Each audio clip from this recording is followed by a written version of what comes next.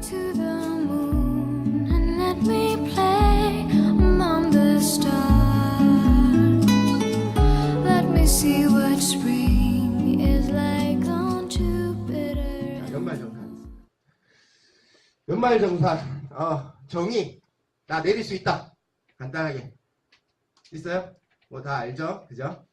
다 알죠? 그죠? 이렇게 사전적 의미로는 이렇게 표현합니다. 원천징수하는 소득에 관하여 그 해에 납부할 세액을 계산하여 덜 납부한 금액은 추가로 징수하고 반대로 더 납부한 금액은 환급받는 이게 좀 알 듯 모를 듯 이렇게 생각하시는 분들도 분명히 있을 겁니다. 이게 원천징수 뭐 이런 용어 자체가 생소하기 때문에 그래요. 근데 원천징수는 뭐냐면 이렇게 보시면 돼요. 우리가 급여 명세서를 매월 받아요. 근로소득자분들은 매월. 그러면 요 급여계가 있고요. 오른쪽에 보면은 공제계가 있어요. 공제계에 보면 세금이 여러 가지가 포함되어 있죠. 이제 국민연금도 있고요. 건강보험료도 있고 소득세도 있고 주민세도 있고 이렇게 뺍니다. 그러면 나라에서 한 200만 원 급여를 받는다 하면 그러니까 200만 원 급여를 받는 사람한테 일정적으로 세금을 그냥 공제를 해요. 일괄적으로. 이 사람이 얼마 쓰든 말든 간이 소득세 표에 의해서 그냥 빼버려요. 그래서 이 사람이 뭐 부양가족이 있어서 돈을 더 쓴다 이런 거를 나라에서 다 일일이 구분할 수가 없으니까 한 200만 원 받으면 뭐 20만 원을 떼고 300만 원 받으면 30만 원 그냥 일괄적으로 떼는 거예요. 이유 없이. 그걸 1년치를 다 모은 게 원천징수라고 보시면 돼요. 원천징수. 세금을 다 떼서 1월 달에 정산을 하죠. 이제 연말정산. 1월 1일부터 12월 31일까지 정산을 딱 해서 내가 1년 동안 낸 세금보다 결정된 세액이 만약에 뭐 많다 하면 돌려받고요. 적다 하면은 뱉어내는 그런 구조로 되어 있어요. 사실은 뭐 이렇게 하여튼 이렇게 되어 있습니다. 근데 뭐 언론에서 이런 이야기들을 많이 해요. 13월에 월급이다, 폭탄이다, 뭐 이런 이야기가 나오는데 사실은 이렇게 맞지 않는 용어죠. 그러니까 나라에서 원천징수를 많이 떼으면 나중에 연말정산할 때 돌려받을 확률이 많고요. 나라에서 작게 뗐으면 뱉어낼 확률이 많은 거죠.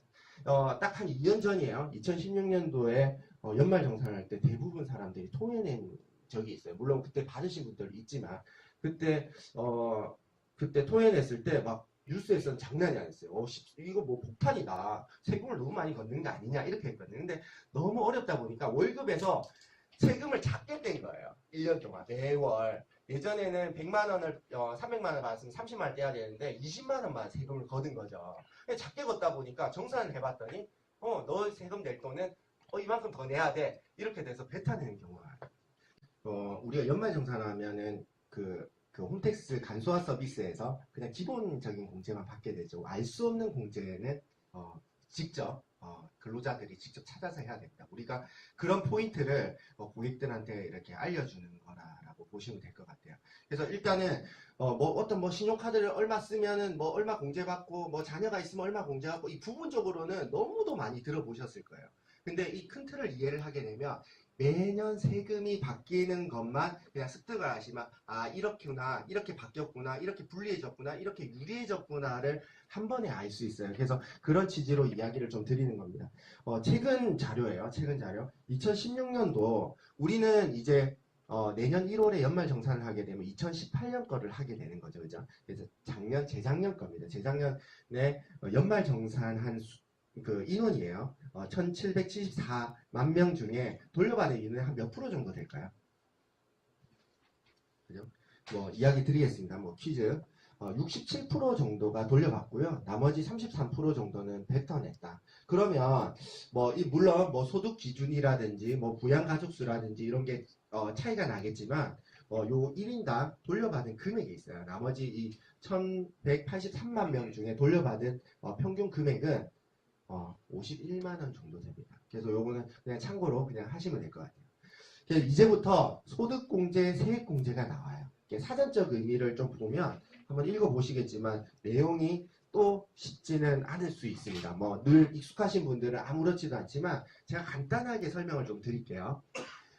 내가 1억의 연봉을 받는 거예요. 연봉을 받아서 소득공제라는 거는 3천만 원을 소득공제를 해준대요. 그러면 1억이 소득으로 잡는 게 아니라 7천만 원을 소득으로 잡는 거예요. 그죠? 그러니까 소득공제란 말은 소득을 빼주는 거예요. 소득을 빼줘서 아까 말한 과세 표준을 낮추는 역할을 합니다.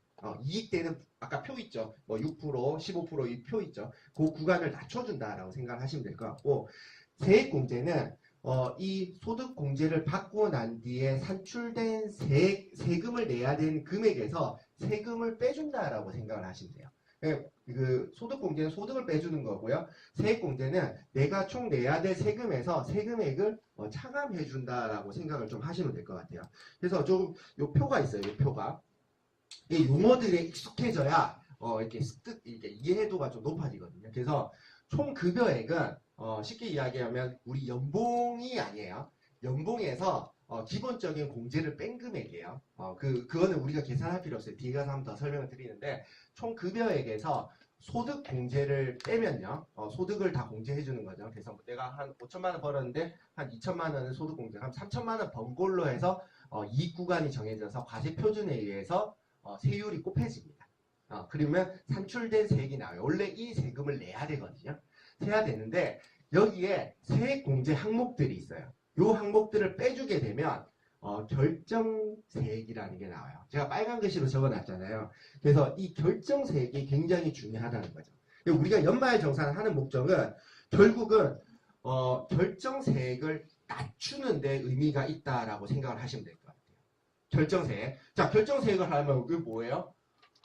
소득공제를 받아야 되고요. 그 다음에 세액공제를 받아서 어떻게든 이 결정세액을 낮춰야지 내가 돌려받을 확률이 높아진다라고 생각하시면 돼요. 그러면 결정세액이 정해지면 내가 1년 동안 총 아까 전에 공제계에서 정한 1월부터 12월까지 공제했던 금액을 더 많이 냈으면 돌려받고요. 작게 냈으면 토해낸다. 이렇게 계산을 하시면 돼요. 이건 고객들 원천징수 영수증이에요. 여러분들도 떼실 수 있고요. 여러분들 거 떼셔서 확인하셔도 돼요. 지금 떼시면 2017년도 회계 마감을 했기 때문에 다 떼실 수 있어요. 그러면 고객분들 결정세액도 다 확인하실 수 있습니다. 그걸 보시고 올해 거 연말정산을 준비를 하시면 돼요.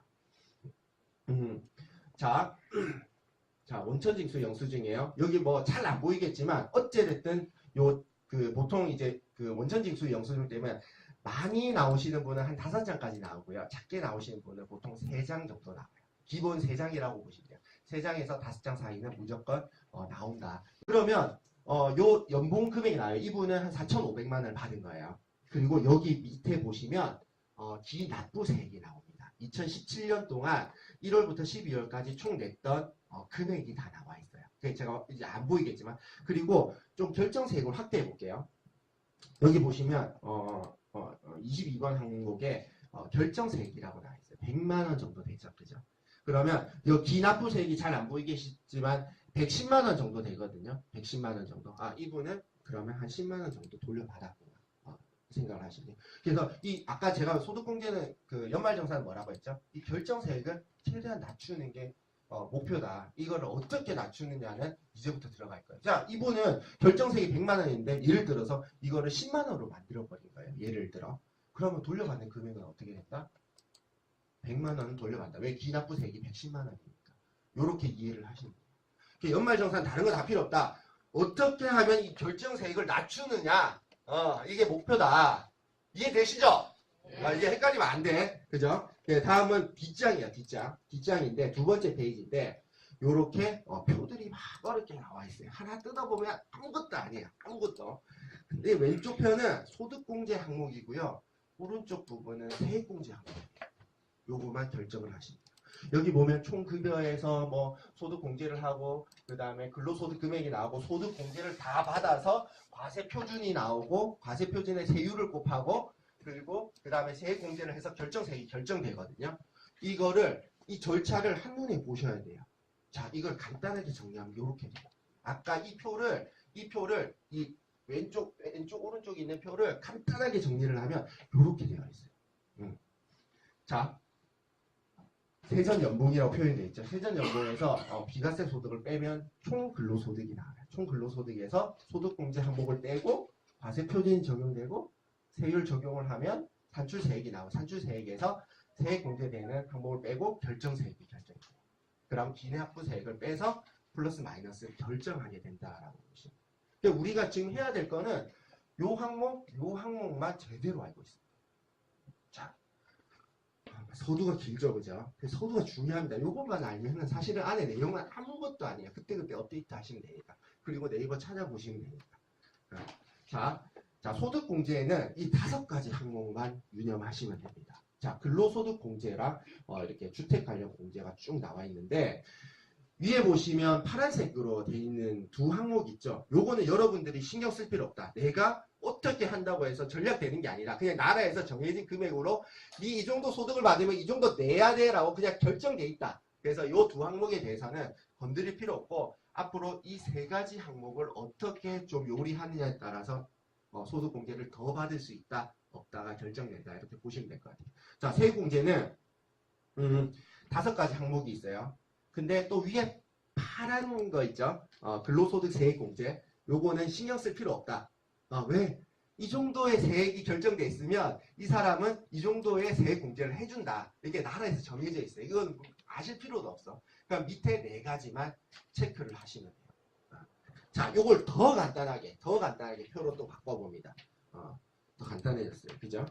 뭐 이렇게 여러 가지가 있지만 우리가 구분해야 될 거 결정 세액을 낮추기 위해서는 소득공제와 세액공제를 제대로 알고 그걸 잘 챙겨야 된다. 자, 소득공제 항목의 필수 부분을 제외하고 다시 계속 반복합니다. 인적공제하고 신용카드, 주택 관련 공제만 체크를 좀 하시면 되고요. 그 다음에 세액공제는 자녀공제, 보장성 보험료 공제, 의료비 공제, 기부금 공제만 요렇게 공제만 신경을 쓰시면 돼요. 자, 그래서 한 사람을 예를 들어서 하나씩 이 사람이 어떻게 연말정산을 받는 건지를 하나씩 들어가도록 하겠습니다. 김연말 씨가 소득이 4,500만 원이에요. 배우자가 전업주부고요. 그 다음에 자녀는 올해 갓 태어난 애기 하나랑 4세된 자녀가 한 명 있고요. 주거는 4억 이하의 주택을 가지고 있어요. 거주를 하고 있습니다. 그냥 뭐 평범하죠, 맞죠?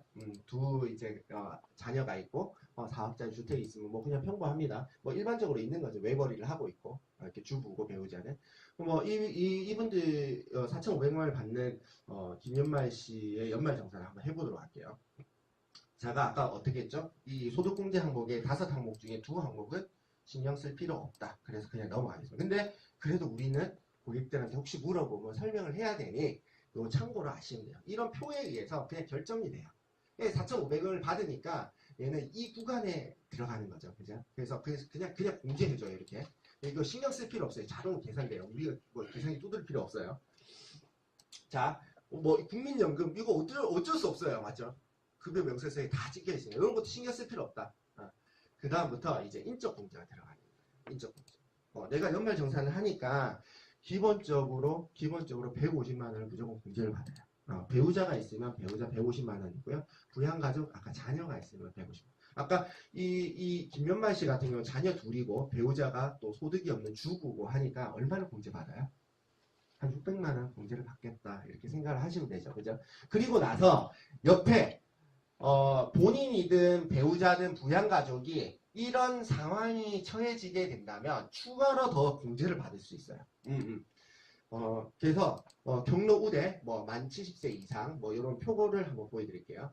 만 70세 이상 장애인은 소득세법에 의한 세법상 장애인에 해당되는지, 그다음 한부모 소득공제인지, 부녀자 소득공제인지 해서 이렇게 공제를 추가로 더 받을 수 있다. 여기에 해당된다면. 그래서 김연말 씨는 아까 말한 대로 자녀 2명의 배우자가 있기 때문에 600만 원은 소득공제 받는다라고 보시면 돼요. 그래서 가끔 있어요. 형제들이 있어서 이 부모님을 소득이 없어요. 부모님을 누구한테 이렇게 등재를 할 건가 고민을 하게 되거든요. 그러면 무조건 소득이 많은 사람한테 하시는 거예요. 소득이 많은 사람한테. 자, 근데 배우자가 돈을 벌어요. 돈을 벌어. 포인트 안 듣고 가시죠. 그죠? 기초만 딱 아무것도 아닌 것만 듣고 가시죠. 뒤에가 다 포인트예요. 그죠? 그 배우자가 소득이 없어야지만 돼요. 그 소득의 기준은 연 500만 원 이하를 벌어야 돼요. 500만 원을 초과하게 벌면 소득공제가 아니라 그 사람을 따로